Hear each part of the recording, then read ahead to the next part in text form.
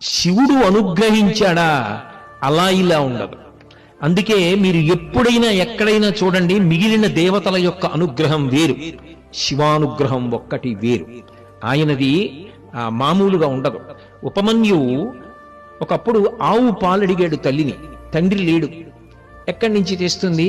పిల్లలందరూ ఆడుకునే వాళ్ళు ఏడిపించారు, తండ్రి లేని వాడి విని ఆవు పాలు ఎక్కడ తాగుతావు. తల్లి వాడి బాధ చూడలేక బియ్యపు పిండి నీళ్లలో కలిపిచ్చింది.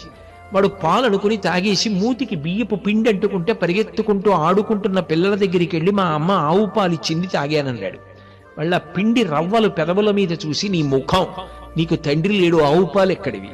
మీ అమ్మ వరి పిండి నీళ్లలో కలిపిచ్చింది, అదిగో నీ మూతి మీద బియ్యపు పిండి ఉందన్నాడు. వాడు తిన్నగా వెళ్ళి ఏడిచాడు తల్లి దగ్గర. ఏమ్మా, నాకు తండ్రి లేడా? నాకు ఇచ్చేవాడు లేడా ఆవు పాలు అని అడిగాడు. నీకు తండ్రి లేడని ఎవడు చెప్పాడు? సమస్త లోకములకు తండ్రి శివుడు.